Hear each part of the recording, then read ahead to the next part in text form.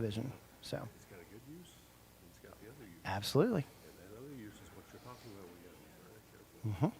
Because it'll draw you in. Absolutely. Before you know it, you're dealing with an addiction.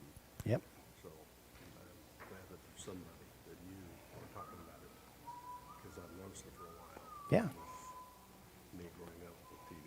Yeah. And then saying, oh, now we got this, we got the phone. Got a TV in our pocket, basically. In your pocket with the whole thing ticking. Everything you can imagine. And we need to be woke up. We need to wake up. We do. Things around us And I was just telling him, the good thing that I see about the younger generation, that 25 to 35 age range now, is that they have woken up. Yeah. That they see these things happening, and when they have their children, when they have their young families, I feel like things are going to be a lot better. And I think that we're learning with every successive generation. I think that it was really bad about probably 10 years ago. There was a lot of people just didn't know about it. We were completely unprepared for something like the iPhone. And now that we've become accustomed to it, I think we're going to be okay. That's good.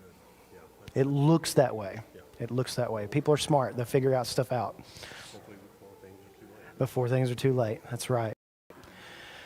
Okay. I know everybody to not call you to order necessarily, but I'm going to go ahead and do device control. This one, and let me see. I'll get the, go ahead and get this live stream started. Are we live streaming? All right, good to go.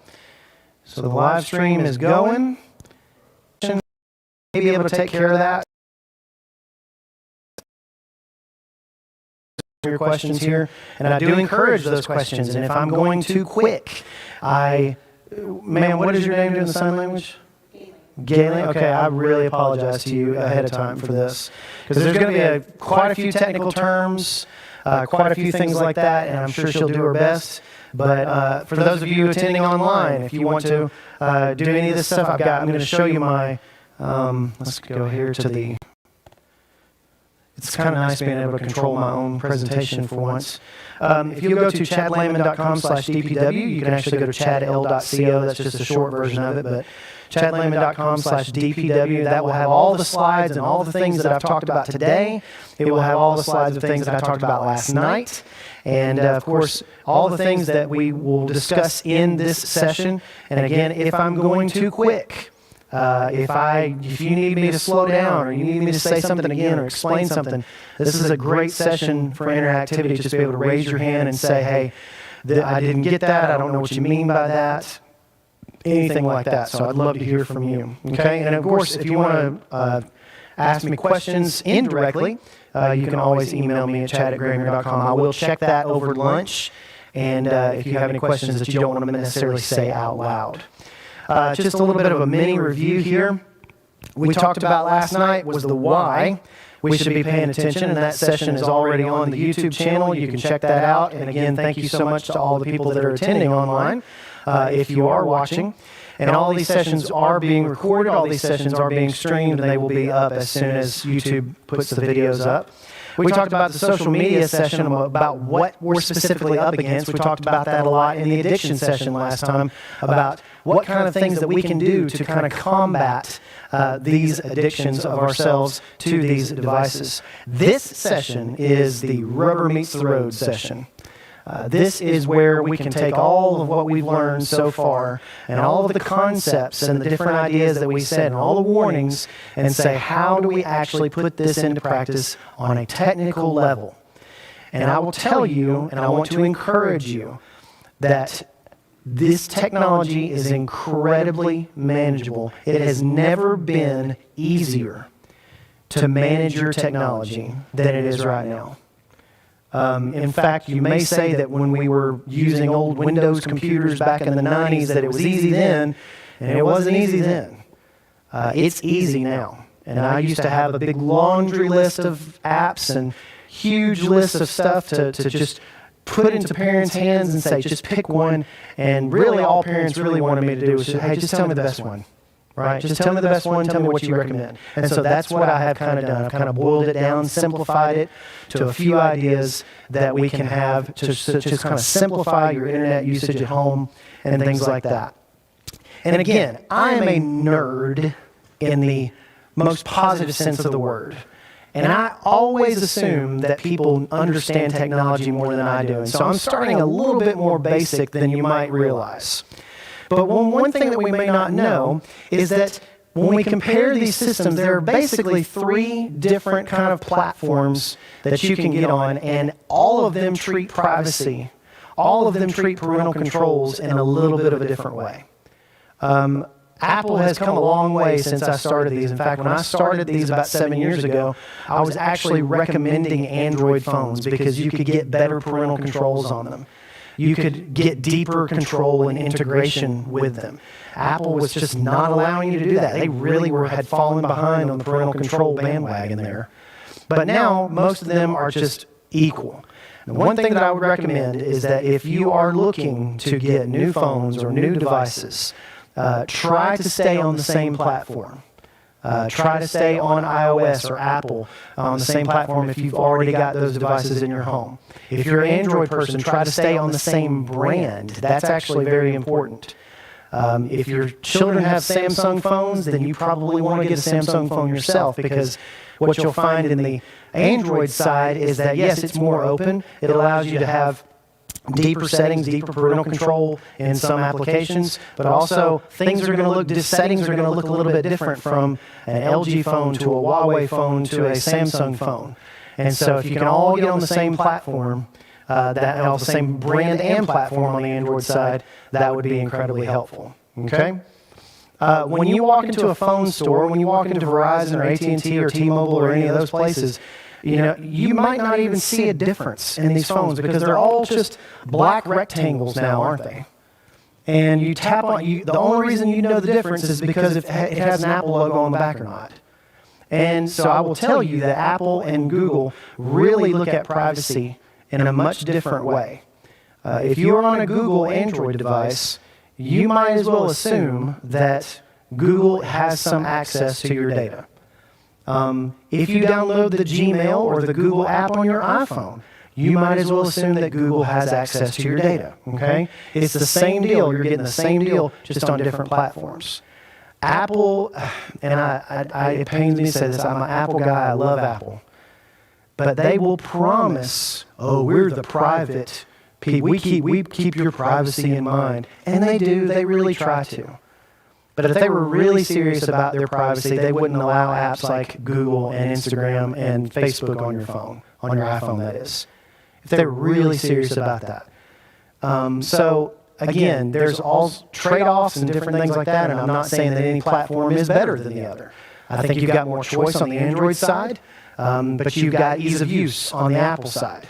And so you've got all these little pluses and minuses on each side. But no matter what you pick, just make sure that you pick the same platform for your family to be able to manage those. And that's going to help you out in the future.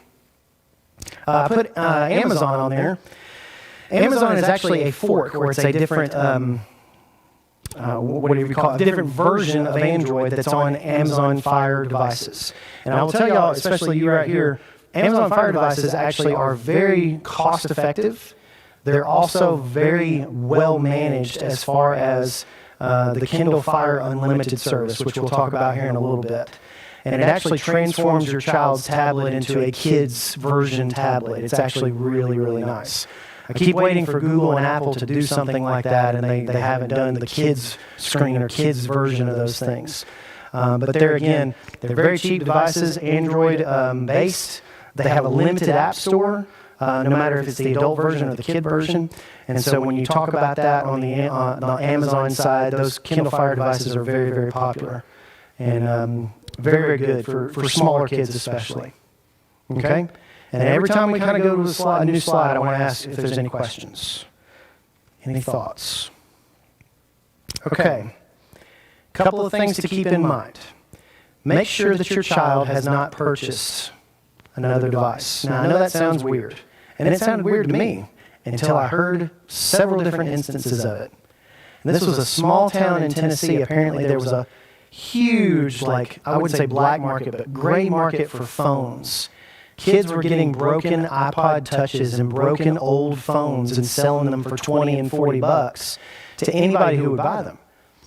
And you don't have to have an account or a SIM card or a cell phone account to have another device. You just have to sign into your Apple ID, sign into your Google Play ID, and you're off to the races. But what I'm going to tell you is that if you want to make sure that you don't have another device in your home that your child is using that you don't know about, there are lots of easy ways and new Wi-Fi technologies for you to be able to check for those sorts of things. You can check for unauthorized access. You can turn off the internet for certain devices, all sorts of different things. The one advantage to getting those kind of jailbroken devices or whatever like that from other kids is that they're not going to be able to sign up for a cell phone plan, and they're only going to have Wi-Fi access. And so you can effectively cut them off. But the best way to actually figure that out is just, hey, ask your kids. You don't have nothing I don't know about, do you? You don't have a device that I don't know about that you got from somebody else, do you? You need to just straight up ask them for those different things. So make sure your child doesn't have another device. Make sure your child knows not to sign into someone else's iCloud or Google Play account. Now for iOS, for Apple, and for Android, the iCloud and Google Play account system controls everything on that phone. It's the first thing that Apple wants you to sign into. It's the first thing that Google wants you to sign into because it has all your settings, has all your credit card information, has all the apps and phone and music and all the different stuff that you've ever downloaded, ever. I can go back and see the first app I downloaded in 2008 for the iPhone if I want to. And so it controls every single thing on that account. Do not let your children sign out of those. Now, if you go to the screen time settings, which we're going to talk about here in a little bit, you will find that if you have that enabled, your child can't sign in and out of that. In fact, it blocks them out of certain system level things like that when you enable screen time settings on your iPhone or the Google Play parental control settings on your Google phone as well. And again, the last thing here on the screen is make sure you have parental control set on whatever device your child uses. Again, that's one of those kind of given things, but you have to say, hey, what devices are they using?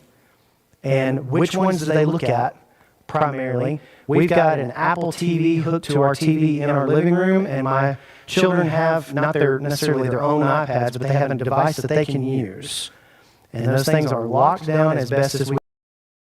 My son is finding those loopholes, and he has taught me more than I could ever know. And it's every other week I found something that he has figured out, and I'm like, okay, well, this is a security flaw that needs to be sent to Apple, and stuff like that. Like, he finds all sorts of stuff because he is brilliant. And so he is my best teacher. And so your children will actually be probably your best teachers. And this will be a constant thing to where you have to be constantly adjusting settings. And it's annoying. It's annoying to have a PIN code on everything that you own. When your kids go to bed and I just want to watch a movie on HBO, why am I putting in 3 different passwords? Like, it's so annoying. But at the same time, if it prevents your children from seeing something or watching something that they're not supposed to, it's all worth it. Okay? Any questions? All right. Now, this is about the point where people get the deer in the headlights look, so stay with me. I know I've been talking a lot this morning. But this is, again, rubber meets the road, so stay with me. What I propose and what I have kind of done in my own home and what I kind of recommend that you do is kind of have this wall system. The city of Jericho had 2 walls. Did you know that? It had a double wall system. People think that Jericho just had that one big wall. It actually had 2 really close walls. One, if the armies got over the first wall, the archers should just pick them off from the second wall, right? And you want more than one wall in your home. You want more than one level of protection. And so here's basically 3 levels of protection that we can think about. That first wall is going to be a filter or a software or something that you put on, maybe even buy a physical Wi-Fi device from somewhere like Amazon or Walmart that you can use to secure your internet. Sometimes those are automatic. Sometimes you have to enable those things, and we'll talk about the system that I recommend here in a minute. The wall number 2 is basically using Screen Time or Family Link, and if you get beyond that, if you want more controls, I'm going to recommend two apps to you today, Hour Pact and Life 360. Life 360 you've probably heard of. It's incredible, especially for teenage drivers. But Hour Pact is probably for a little bit younger. It allows monitoring of text messaging, especially on Apple devices where that's usually not possible. And so you can usually do that. We'll talk about that here in just a second. And then that third wall is really where, and again, this is where the needle is, you got to find needles in haystacks. It's where you've got to go into the individual app settings, and you've got to say, okay, my kid wants to use the Disney Now app. So I've got to go into their settings and see if there's anything that I need to use. Okay, I'm going to have to go into Netflix and YouTube and see if there's any settings I can change there and things like that. And so you've got settings upon settings upon settings, and it can get kind of crazy. But again, I think if you will limit your child's scope a little bit, you can have an extremely secure device for them to use. Very rarely, again, my autistic son finds my security holes, but very rarely do my younger two ever encounter something they're not supposed to. They have the camera completely turned off on their devices. They have the browser completely turned off on their devices. And so most of the time, it's pretty secure. As you get older, as the kids get older, you will have to find different strategies for different managing methods as well. This is what we're going to talk about before we go to lunch here today. Any questions? All right.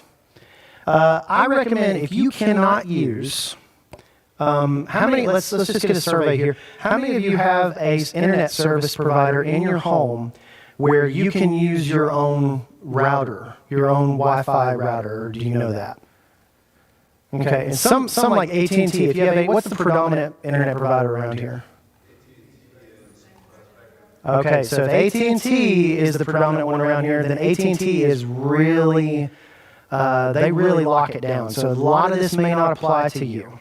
They lock out their security on their routers and stuff to where they install it. You have to use their router that's at home, and that's okay, that's fine, but that means that you can't use your own equipment. Sometimes, Spectrum, though, I think they're a little bit more forgiving. I think they'll let you use your own routers and things like that.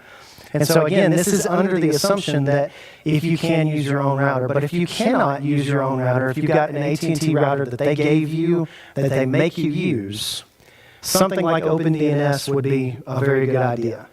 You can change some settings on your device. Basically, OpenDNS stands for Open Domain Name System. A lot of large and small companies use this. It's basically a filter that you can put on your wireless router. You can actually put it on, it's not an app or software, it's just a changing of the setting to redirect internet traffic, basically, to run it through their filters. And it's really well documented, it's really well done. We use this at our church, and we use the far advanced version of it that we pay, I think, $100 a year for or something, that you can actually see real-time traffic going through their servers. You would be astounded what people search for during a worship service. And we couldn't see any names, or we just see IP addresses, but it is wild. And you wouldn't think that'd be the case. Your jaw is on the floor. But it's kind of crazy to look at. And so again, you want to be able to see all those different things. OpenDNS has a special program that's $20 a year. And that's incredibly inexpensive. But they will send you a report of every website on each individual device, every single week that you want.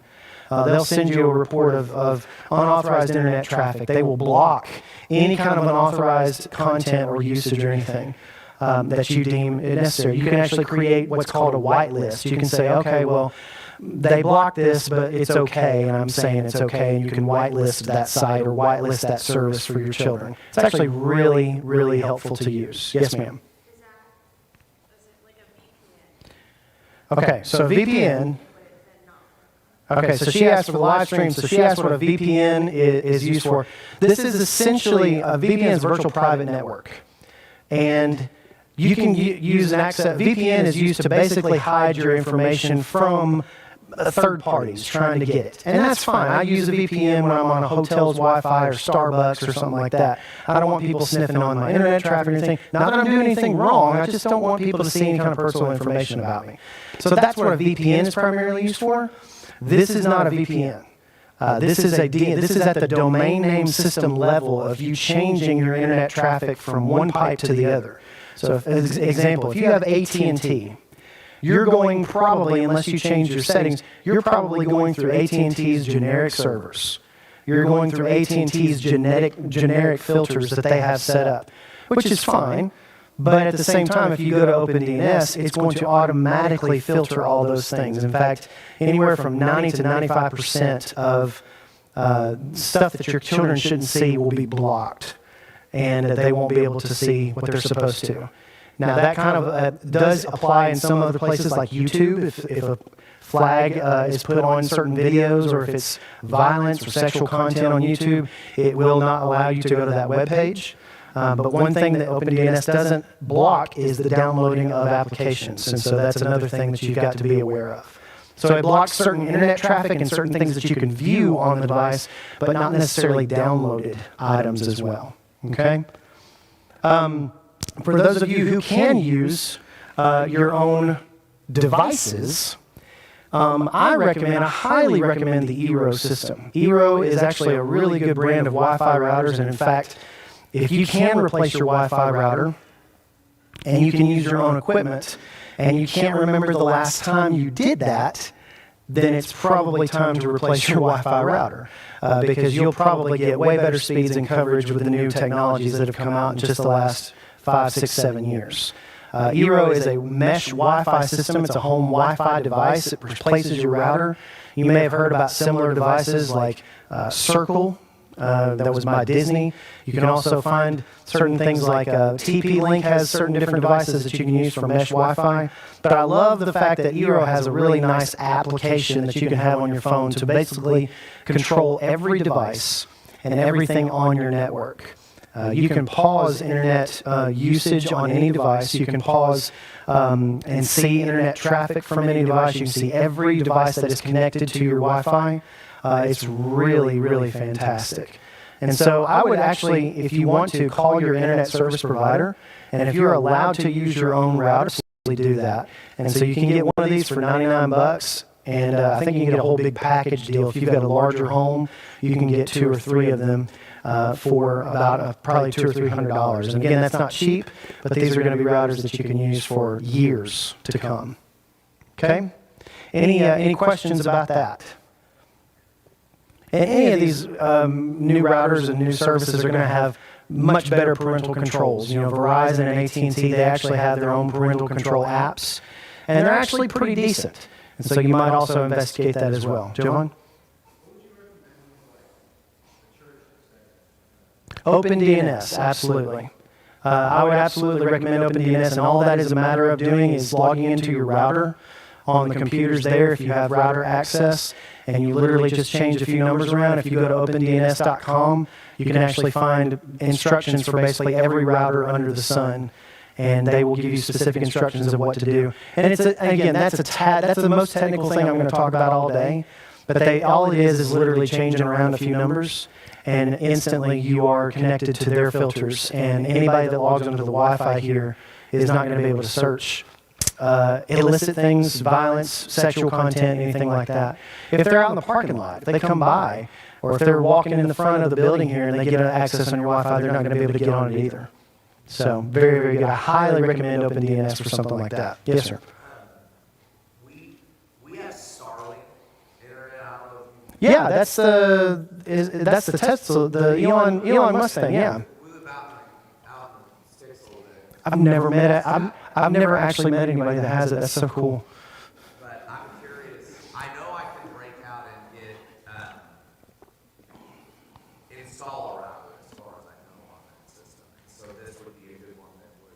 Yeah, and it's basically Starlink is basically a satellite system on your roof. You've got a dish, right?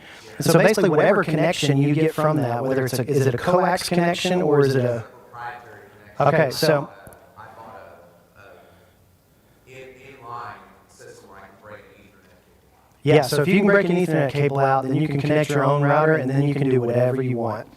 So if you've got an Ethernet or a USB connection, you can basically do anything that you want to any kind of connection that you have.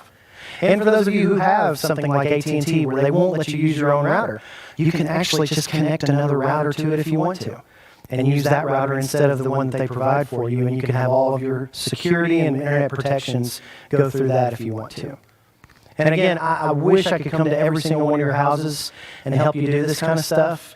But obviously I'm only going to be here through Sunday. But at the same time, next Sunday, yeah. Find a geek, find a nerd who knows what they're doing with that kind of stuff, an IT guy, and they will be able to do this no problem. If you talk to a nerd about changing DNS settings, they're going to go, oh yeah, that's super simple. But to you, it might as well be, fourth period French for all you know, right? Okay. Any other questions? All right, let's keep going here. I encourage you on your devices to start with Google Play Family Link if you have an Android device, or Screen Time on Apple devices. Most of the time, you will be able to find what you're looking for security-wise, parental control-wise, on these built-in services that are already on these devices. So these are not things that you download. You find Screen Time right inside of Settings. And I back up that. Google Play Family Link is actually an app that you do download, but it's considered a first-party app from Google. And so it's a Google service that they use, and they can really tap into a lot of settings on Android phones, and they've built those kind of connections in. And so again, I'd start right there. If you don't find what you're looking for, you can go a little bit further. But Screen Time, this is kind of a screenshot of what you can achieve with Screen Time. You see the little pop-up, the little drop-down thing there on the iPad. It says Time Check. You've got 5 minutes remaining for game time today. It does stuff like that. And when that time has expired, it will turn off that game and put a black screen up to that user, to that kid, and say, hey, your time's up for today. Sorry. On my Screen Time settings on my children's iPads, our iPad time is always from 6 p.m. to 7 p.m. They get that 1 hour a night to watch whatever they want as far as, what's on their iPad and stuff. And at 7 p.m., without fail, almost every single night, is the ripping of garments and sackcloth and ashes. Man, it is amazing at 7 p.m. When that turns on, I can be in a completely different part of the house and hear, like it's never happened before. And so the internet turns off, and that's our cue. Oh, it's bath time. Let's go ahead. It's time to get ready for bed and things like that. And that's just a good cue. But I was playing this game, and I don't care. I don't care. Plug up your iPad. Let's go. And so it's a nice little thing. And you can almost, as a parent, you can almost be like, look, it's the iPad that did it. It wasn't me. It's the iPad. It wasn't me. And so you can actually blame the technology instead of you being the bad guy. The technology is the bad guy. So it's really neat to be able to do stuff like that. But on the left here, you see these little graphs and little things like that. You can see what, as an adult, you can see what you're using. Does anybody use Screen Time? Okay, so you will probably know this, but when does it send your weekly report to you? Saturday? Yours says Saturday night? Mine defaults to Sunday morning at 9 a.m. right as church is starting. So it's effectively saying, this is what you spent time doing that you should not have this week. You need to get right with God. Basically that's how it feels. And so, but yours, I need to look at that. Today's Saturday, so it was last night I got it. Okay. Interesting. But yeah, start with those things. Yes, ma'am.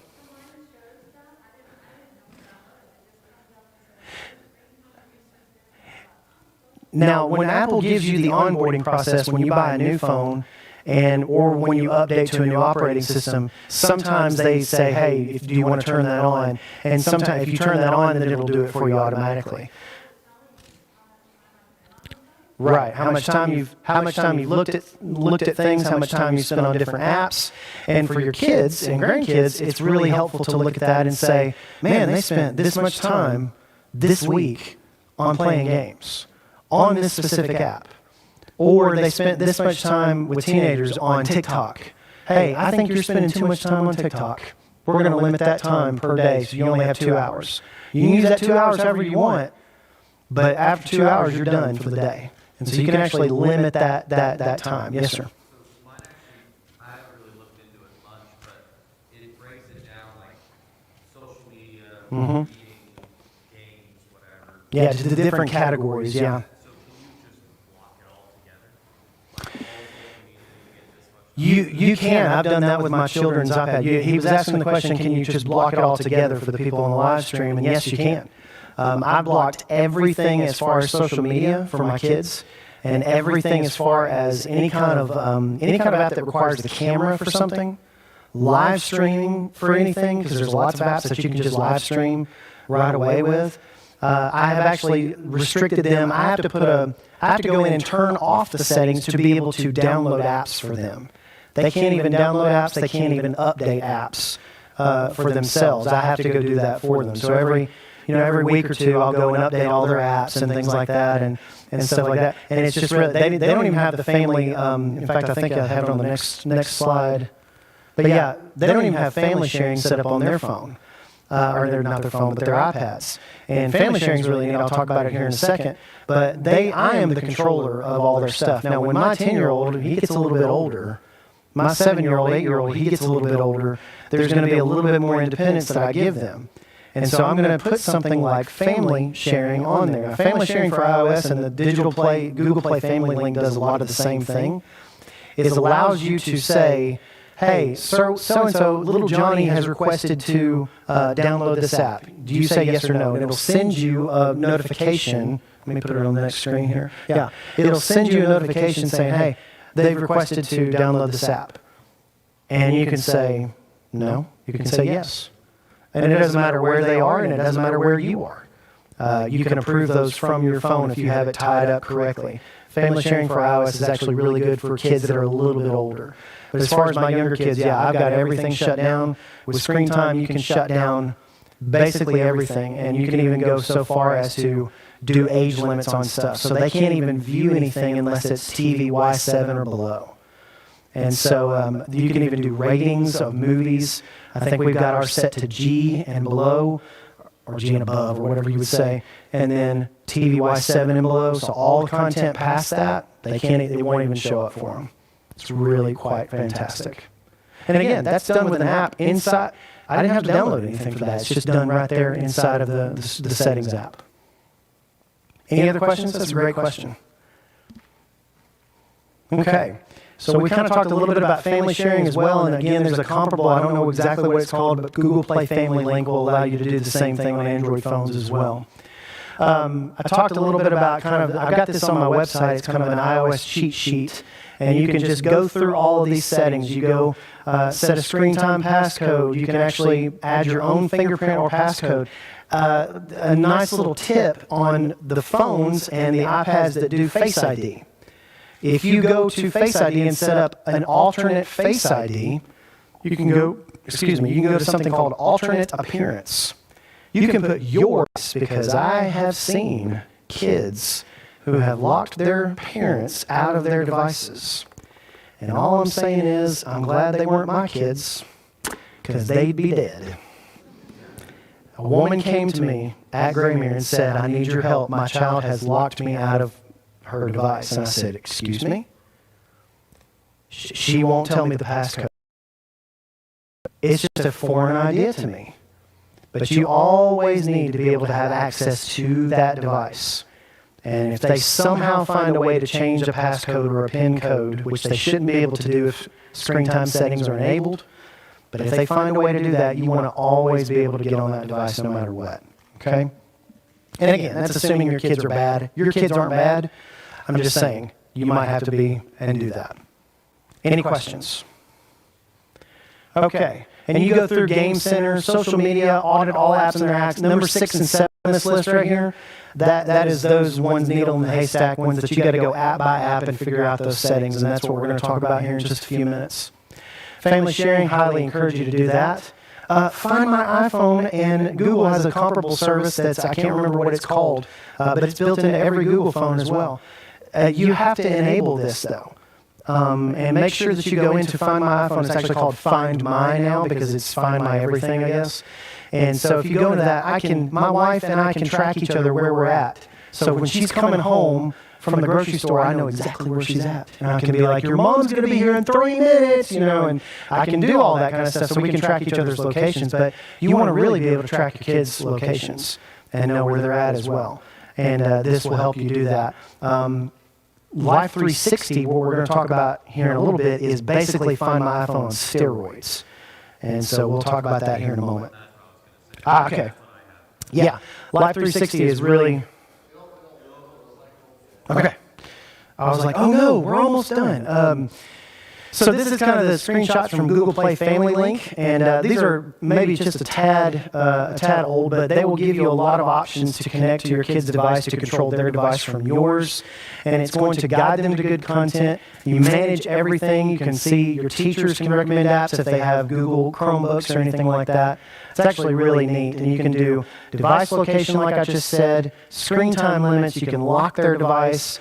All sorts of different things for that. Same things you can do with screen time, except on the Google side as well. Very, very handy app. Okay, Life 360.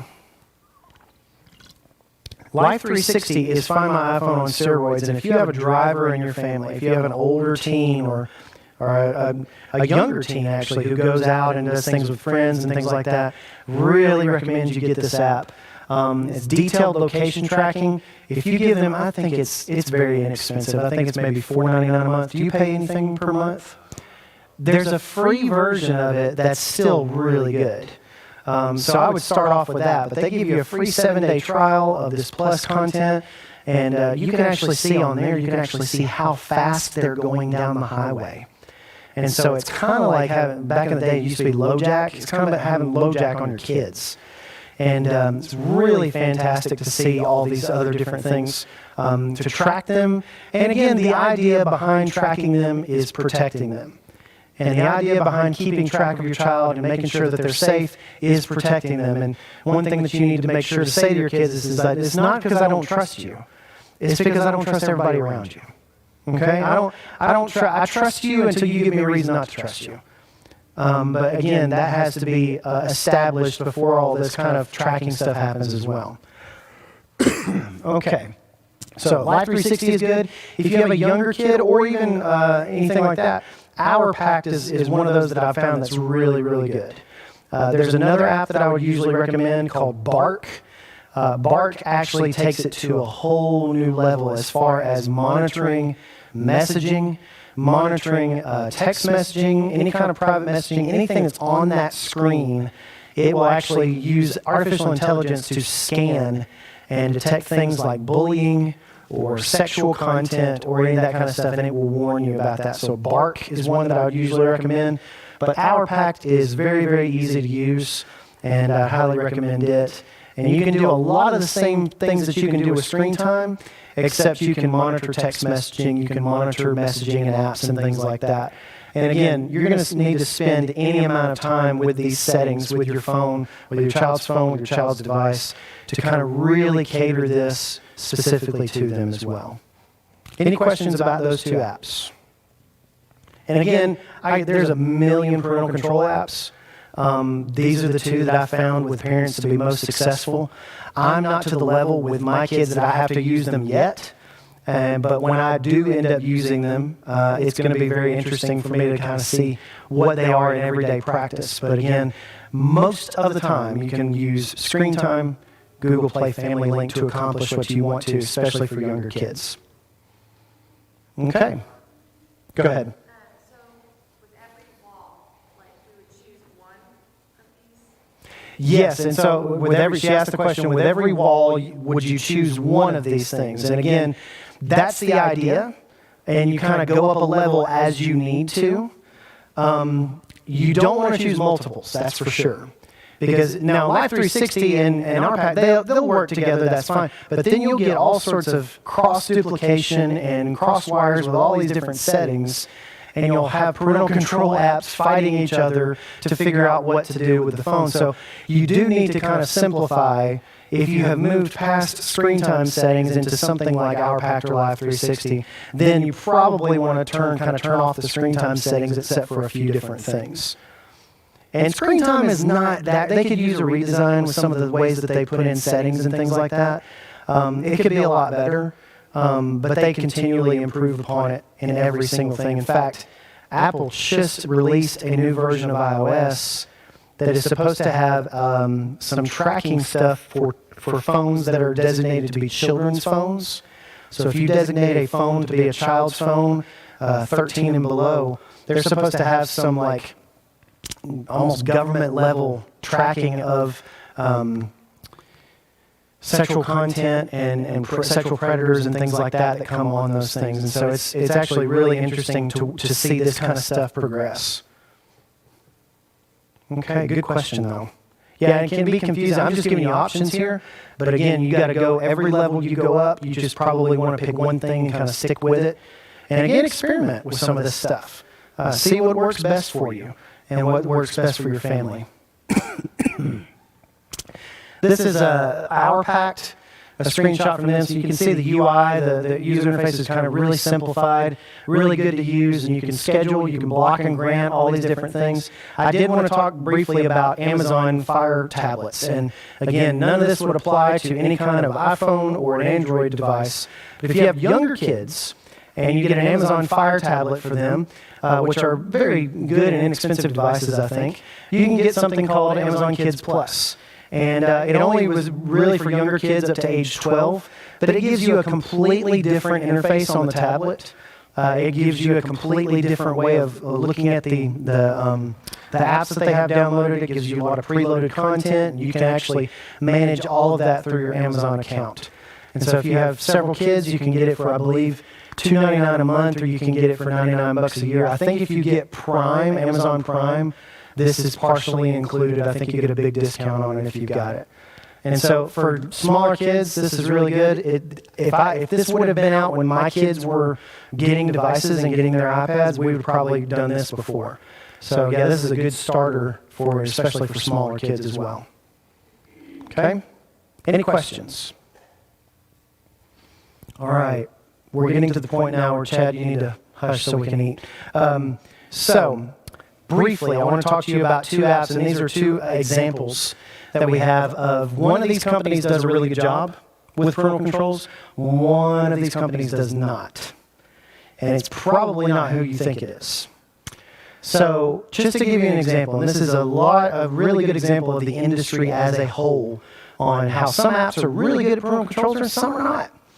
Netflix, if you go to netflix.com, head to the account page, you can actually do all these things. And again, all these slides are on my website, so you can check this and redo this as you want to. But you have to scroll down to the profile, you have to see the ratings for your kids, you have to change those settings. You can actually restrict titles on Netflix, which is really fantastic.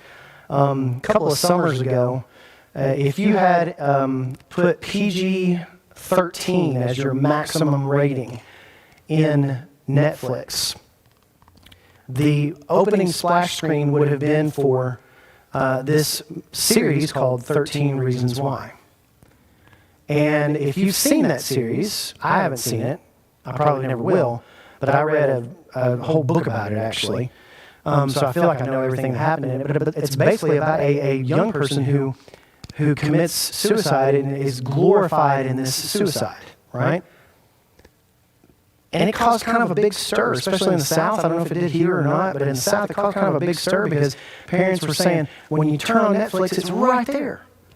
And my kids are watching this and they're getting these false ideas about what suicide really is and all this other stuff. And when you can use any kind of example like that, I don't want my children turning on Netflix and seeing something like that. And so that is why when I go in and I say, restrict number 7 or number 6 right here, restrict those specific titles, I can go in there and say 13 reasons why I don't want them to see it at all. And now, to use the Chris Nicola phrase again, I can either confirm or deny that I have restricted Dora the Explorer. Why isn't Dora showing up? I don't know, honey. I'm sorry. Anyway, that's probably very dastardly of me, but that's okay. So if you kind of see these diagrams here, you'll see the account page. This is how we've kind of got ours set up. Just all three boys have their own account right here, their own little sub account and profile. You can go down here and you can see the maturity ratings, and you can see look at the restricted titles down there. Larva and Booba, those are like Indian cartoons that are completely insane, and I cannot stand them. So we absolutely limited those to where our kids couldn't even look them up anymore. But it drove us up the wall. And so you can add all sorts of stuff on here that you want to restrict. And so I've got, on the boys' account, of course, Larva and Bua, they're restricted. But there was this one cartoon called Horrid Henry. I don't know if you've ever heard of it before. It's kind of awful. And it teaches kids to like yell at their parents and be disrespectful and stuff. And it didn't have anything bad necessarily except that. But I was like, no, we're not going to let our kids see that. So just in this example, this is what it would look like. And you can actually put a pin code on that. And you can actually restrict those certain titles. And I've seen some people with a list as long as my leg of titles that they've just restricted, even though you have it set for like TVY7 or something like that. There may be a series or something that you just don't agree with. And don't share Christian ideals, and you can block those from that level as well. I really like Netflix's what they've done with parental controls. They've done a really good job. And you can set, of course, there's the ratings, of course. And this is a shot of the iPad app for YouTube. Now, in contrast to Netflix, YouTube actually does a very, very horrible job when it comes to parental controls. And it's not because they don't have parental controls. They've got some parental controls on there that are quite good. The problem is that any smart teenager can get on there and disable them. No problem. So right here you can see, if I go to the, excuse me, if you go to the account page up there, that little CL logo thing I've got up there, the pink and white logo, you click on that and it gives you this little screen in red right here that I've got outlined. And you scroll down a little bit on that screen and it opens up these settings. Now I want you to pay attention to this, as you can see this right here. But if you see these things like clear watch history, clear search history, pause watch history, pause search history. Now, if I'm a teenager and I can hide my usage and not make it look like I'm hiding my usage, I might be tempted to do that. And it's so easy to get to this screen. There's no password to put in. There's no PIN code to put in. There's none of that. I have filed so many what they call radars and development notes to Google saying, this has got to be fixed, this has got to be fixed. There's kids can't use the YouTube app, teenagers can't use it. They're not going to change it. So I don't know what engineer in Mountain View thought that this was a good idea. But for that very reason alone, for any kind of kids using YouTube, I can't recommend the app. Now, what I can recommend is that they use YouTube in the browser on Safari or on Google Chrome. That then throws them out to the things that we have talked about before with the internet security measures and the filters that you've already got on your Wi-Fi, and that allows them to not see things that they shouldn't see. It's not a very good experience. It's a clunky experience. Videos don't play right sometimes. They don't go in full screen sometimes. I mean, it's not a very good experience. They want you to use the app. Right here, I cannot recommend the app for any age kids, period. And so you see the contrast here between Netflix and YouTube. Netflix has got it pretty well locked down pretty well, but YouTube, I don't know. I don't know the reasoning behind it. Any thoughts, any questions on this? It is. There's some really great stuff on YouTube. I have learned so much on YouTube about how home repair things. I have learned how to install a toilet. I've learned how to reinstall a fan. I never knew how to do any of that kind of stuff before YouTube. My kids like to get on there, and we will let them get on YouTube only in certain occasions to where we're in the room with them and we can hear what they're saying. We don't ever allow them to wear headphones when they're watching anything like that. In fact, we don't allow them to wear headphones at all, period, because we want to hear everything that they're watching. But they'll get on there and there's super cool drawing things and number blocks and things like that. There's super cool stuff on there. And I will tell you, YouTube Kids is really good, but you have to be aware of that.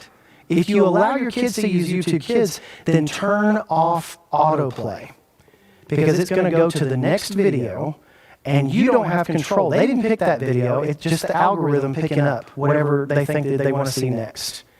And then you can go on YouTube and you can go to the internet and see different instances where the algorithm has just taken you from, in 1 to 3 videos, has taken you from something that was okay, but then to something that you didn't want your kids to see at all. It's kind of crazy out there what happens sometimes. And so again, YouTube is sometimes not what you expect. So make sure that you treat YouTube kids just like you would treat regular YouTube as well. Same kind of rules apply.